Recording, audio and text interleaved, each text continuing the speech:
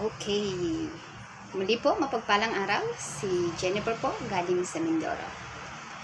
Love your life. Hallelujah. Muli po, mag-aasa ko ng panalangin. At saka magbabasa po tayo ng Biblia. Amen. Medyo matagal-tagal din po akong nawala sa air on sharing.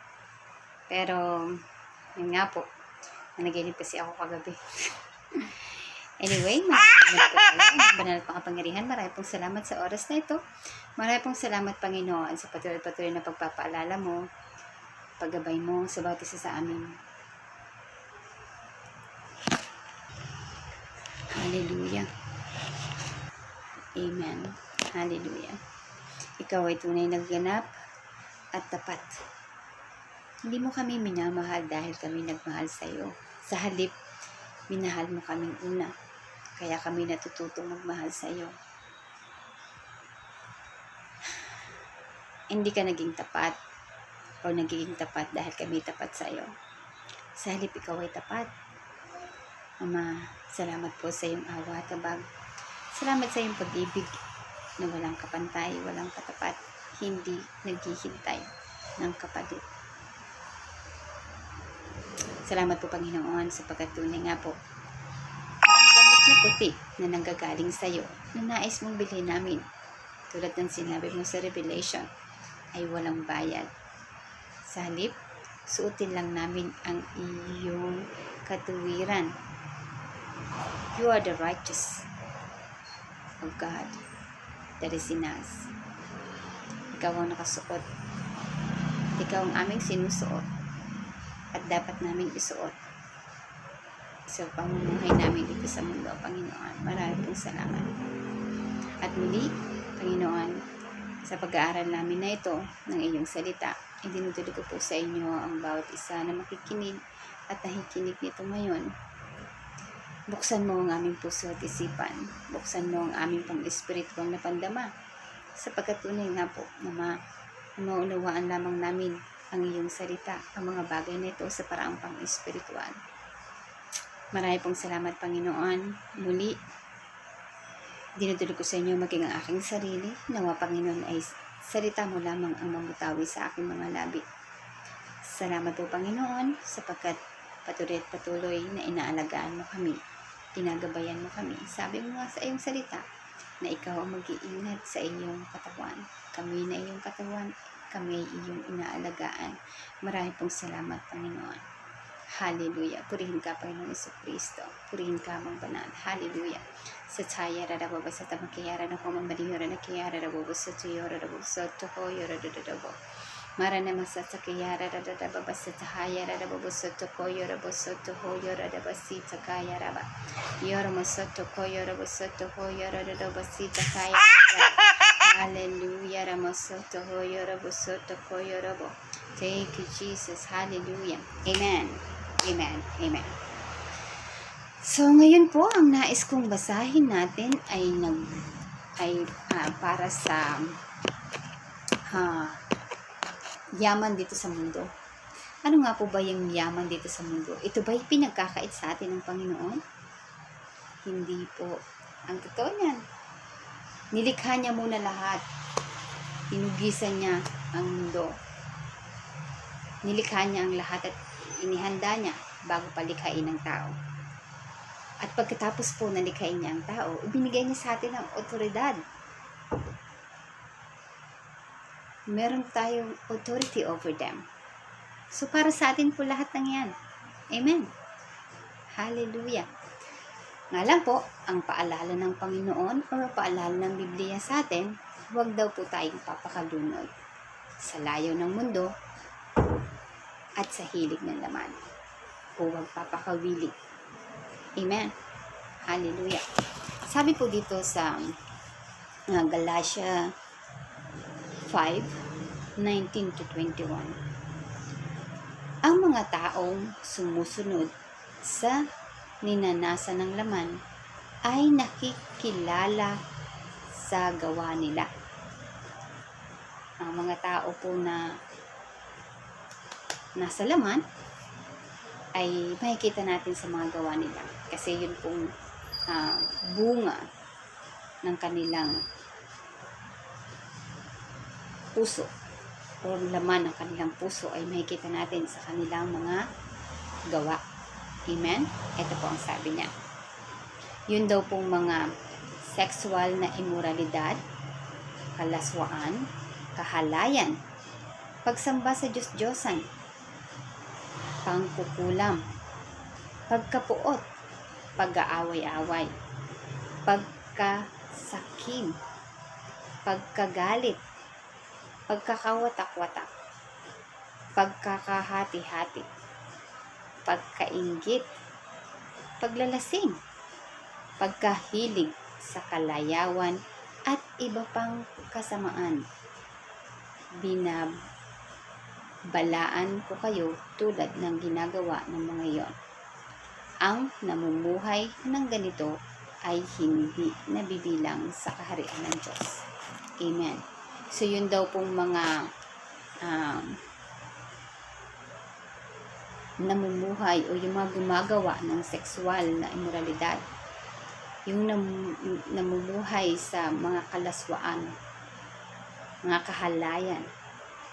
Kahit daw po pala ang pagsamba sa Diyos-Diyosan, ang pangkukulam, pagkapuot, pag-aaway-away, pagkasakim, pagkainggit, pagkakawatak-watak, pagkahati-hati, pagkainggit at galit, paglalasing, pagkahilig sa kalayawan, so wag daw po tayo masyadong malayaw, at iba pang kasamaan. Amen. So ito po ay ilan lang sa mga nabanggit. Pero ito daw po mga bagay na to, hindi ibig sabihin na nakakaramdam ka.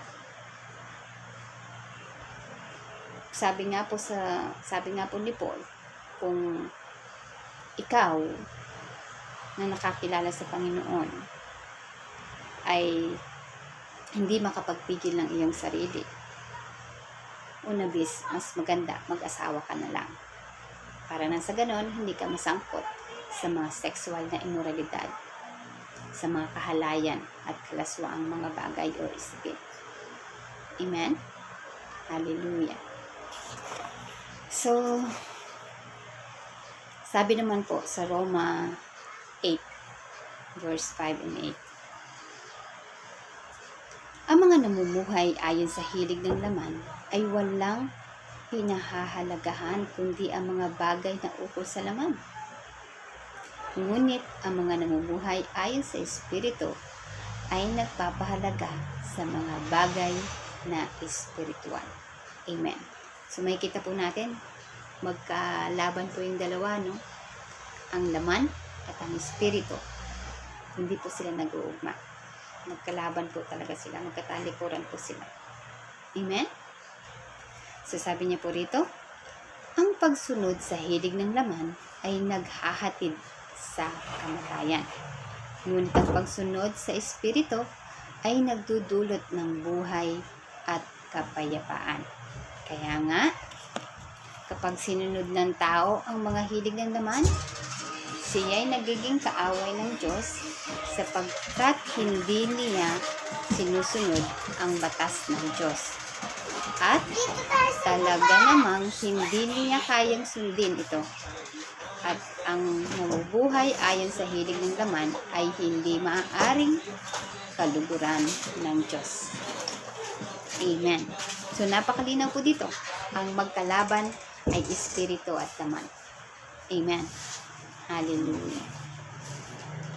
Sabi po sa 1 Corinthians 7, verse 30, ang mga nagnanais na parang di nagnanais, ang mga nagagalak na parang di nagagalak, ang namimili na parang walang ari-arian. Amen. So, ibig sabihin, pwede po tayong tumanggap ng mga bagay na yun, pwede tayong makaranas ng mga ganun, pero wag daw po tayong papakalunod. Wag daw po tayong papakawiling sa mga ganung bagay. Wag tayong maging komportable. Amen? Dahil ang mga bagay na yun daw po ay nagiging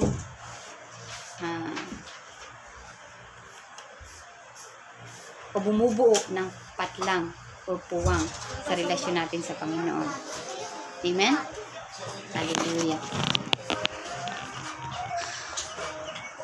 Ang mga may tinatamasa sa sanlibutan ito na parang wala silang tinatamasa, sapagkat ang lahat ng bagay sa daigdig na ito ay hindi magtatagal. Amen. So, ibig sabihin, pwede po tayong makaranas sa mga ganun, pero wag daw po tayong papakalunod, wag daw po tayong papakawili. Kasi, ang lahat ng bagay na yan ay mawawala. Amen. Hindi natin yan madadala sa langit. Amen. Hallelujah. So, pwede po tayong maging mayaman, at totoo namang mayaman tayo. Sabi nga po sa Philippians 4:19. Amen? Sa pangalan ng Panginoong Jesucristo, binigay niya sa atin lahat ng yaman. Amen? Hallelujah. Sabi naman po sa 1 Corinthians 7:35. Sinasabi ko ito upang matulungan kayo. Hindi ko kayo hinihigpitan. Ang nais ko'y maakay kayo sa maayos na pamumuhay at nang lubusan kayo makapaglingkod sa Panginoon. Amen. So, ibig sabihin po, habang tinatamasa natin yung yaman, habang meron kang asawa, habang meron kang bahay at lupa sa sakyan, makakapaglingkod ka sa Panginoon kung hindi ka masyadong kung hindi mo ipapakalagay loob, kung hindi ka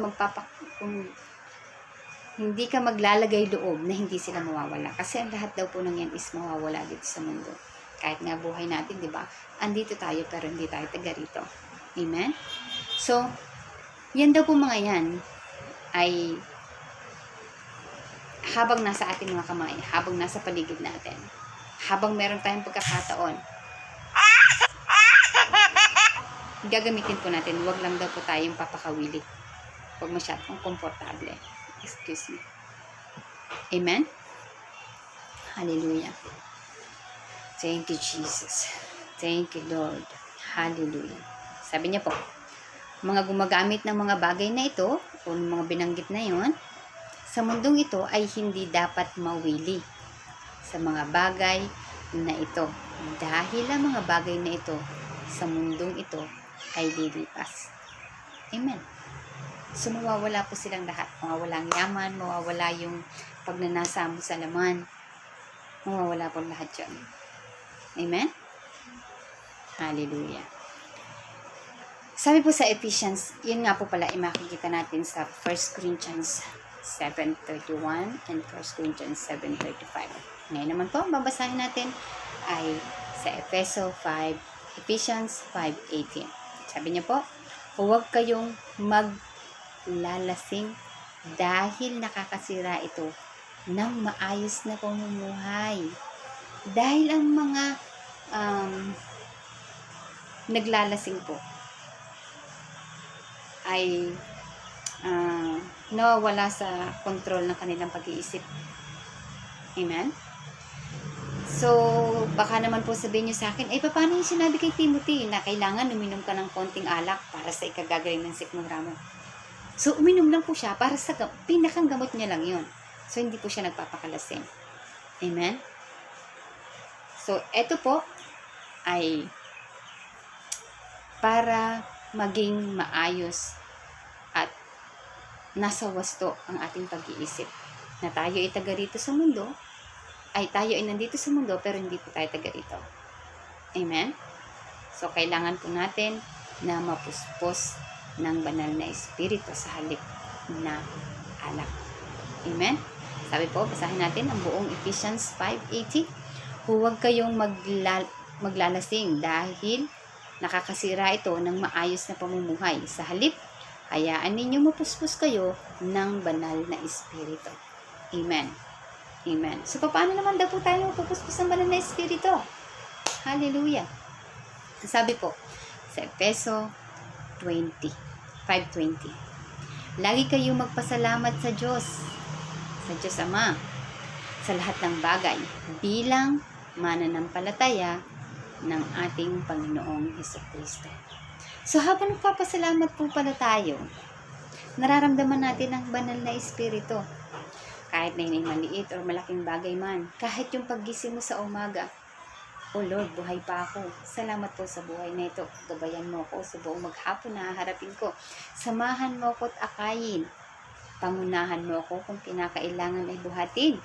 Upang sa ganon, ang daanang inihanda mo para sa akin, ang aking tahakin." Amen. Hallelujah.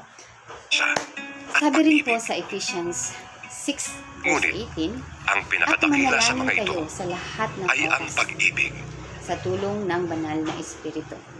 Ipanalangin nyo ang lahat ng dapat ipanalangin. Huwag kayong magpapabaya, patuloy kayong manalangin, lalo na para sa lahat ng mga pinabanal." Amen. So sa kapwa mananampalataya po, ipapanalangin din daw po natin sila. Amen. Hallelujah. So yun po, makikita po natin dito na hindi po ipinagbawal ang yaman ng mundo. Hindi rin po ipinagbawal na mag-asawa ang isang tao. Ang ipinagbabawal po ay yung magpakalunod tayo. Magpakalagay loob. Meron pong isang istorya sa Bible, yung isang mayaman. Napuno na raw po yung kanyang kamalig, pero marami pa rin talaga siyang stock. So, ang ginawa niya po, inisip niya, ano kayang dapat kong gawin? Gagawa ako ng mas malaking kamalig. Tapos may himlay na lang ako. Yun. So, nung makita niya po yung yaman na yun, doon na lang siya nagpakalagay loob. Pero ano po nangyari sa kanya? Pagtulog niya, hindi na siya nagising. Amen. So, nasa na po yung yaman? Sayang lang. Amen? So, yun po yung gustong iwasan ng Panginoon sa ating buhay. Ang magpakalunod o pakawili sa mga bagay na ating nararanasan dito sa mundo. So, yun pong pag-asawa. Okay lang po yan. Nakakaramdam po talaga tayo noon bilang isang nilikha ng Diyos na ang lalaki ay ibinigay niya ang babae para nang sa ganun magkaroon sila ng interaction. Normal po yun. Pero ang sabi nga po ni Paul, kung ikaw na isang lalaki ay hindi nakakapagpigil sa iyong sarili, kung meron ka rin lang naman na po pwedeng pakasalan mo na. Para nang sa ganun, maiwasan ang pagkakaroon ng sexual immoralidad, kalaswaan, at kahalayan. Amen. So, normal po yan. Nakakaramdam tayo ng mga ganyan. Nasa genes po natin yan. Normal. Pero, ulitin ko, huwag daw po tayong pakalunod. Sa sobrang iniisip natin yung mga bagay sa sexual na area, dun po kasi nililikha sa isipan natin. Nararamdaman ng katawan natin. Nag-iinit yung katawan. Kaya po ngayon, dumarating yung mga sexual immoralidad at saka yung kalaswaan at kahalayan. Kaya dapat po, kontrolin natin ang ating isipan. Sabi po sa Romans 12, babaguhin natin ang ating spin sa pamamagitan ng salita ng Panginoon. Amen? Hallelujah. So, ulitin ko po, hindi pinagbabawal ang yaman, hindi rin pinagbabawal ang mag-asawa. Pero, regarding po sa pag-asawa, ulitin ko po, at i-emphasize, na kung hindi ka nakakapagpigil, mag-asawa ka. Pero kung nakakapagpigil ka naman tulad ni Paul, mas makakabuti raw po ang walang asawa. Bakit? Kasi, hindi po nahahati yung iyong attention. Attention para i-please mo ang iyong asawa, pagsilbihan mo siya, kasama ang iyong mga anak, sa pagsisilbi mo at pagbibigay ng serbisyo sa Panginoon. Pero ulitin po, sabi ni Paul, hindi po siya kasalanan. Ang mag-asawa ay hindi kasalanan. Sa halip, ang kasalanan po ay yung hindi ka nag-aasawa pero nasasangkot ka sa sexual na immoralidad, kalaswaan at kahalayan. Amen? Amen. Hallelujah. Purihin ka, Panginoon Jesus. Purihin ka, Amang Banal. Hallelujah. Thank you, Jesus. Thank you, Lord Jesus. Hallelujah. Radabasata kaya rabusoto ko yoroba. Makaradabasita yara rabusoto ko yorodo. Masatiyara na hayara da babasata kayara da homo hoyoro da doba. Makara da basita yara da babasoto hoyoro masata kayara da hi. Amen, amen, amen. Amen. Hallelujah. Muli po, sa tulong ng salita ng Panginoon, lalo po natin siyang makikilala kung ano yung mga pangako niya, kung ano yung... Ang kagandahan po sa Biblia, sasabihin niya po sa atin yung ating ginagawa na hindi kaaya-aya, tapos bibigyan niya rin po yung gawain para mapagtagumpayan natin ang hindi kaaya-ayang gawain. Amen? Hallelujah. So, basa lang po tayo ng Biblia, manalangin lang po tayo sa Ama. Mananalangin po tayo sa pangalan ng Panginoong Diyos, ng Ama, ng Anak at ng Espiritu Santo. Amen. Lagi pong tatandaan, pasalamat daw po. Pasalamat tayo lagi. Manalangin tayo lagi. Amen? Hallelujah. Nawa po, etong maliit na mensaheng ito ay nakatulong. Amen. Hallelujah. Mapagpalang araw po. At muli, manalangin tayo. Hallelujah. Panginoong Diyos at makapangyarihan, maraming salamat po sa oras na ito. Maraming salamat po, Panginoon, sa pag-ibig mo. Tunay nga po, Ama, na iyong minamahal ay iyong itinatama, dinidisiplina, pinapalo. Sapagkat gusto mo na maging matuwid ang aming lakaran. Kung saan inihanda ng Panginoong Jesucristo ang daanan, dahil siya po ang daan, katotohanan at ang buhay na siya naming nilalakaran patungo sa iyong kaharian sa langit na inihahanda niya sa amin sa oras na ito. Para sa amin sa oras na ito. Kaya't maraming salamat po, Banal na Espiritu, sa iyong paggabay. Salamat po sa iyong pagsama. Salamat po sa iyong pangunguna. Ikaw ang aming counselor. Help. Jesus. You are our advocate. Thank you, Lord. Hallelujah. Comforter. Thank you, Lord. Hallelujah. Praise you, Jesus. Stand by. Strength. Para nang sa ganun mapapagtagumpayan namin ang mga bagay ng dito sa lupa. Maraming salamat po, Panginoon. At muli, sa iyo at tanging sa iyo ko lang ibinibigay ang pinakamataas na papuri, parangal, pagsamba, at pasasalamat sapagkat ikaw ang Diyos na buhay noon, ngayon at magpakailanman. Hindi ka nagbabago, hindi ka nagmamaliw. Maraming salamat po, Panginoon. At muli, dinudalo ko sa inyo ang mga nakikinig at makikinig pa ng video na ito.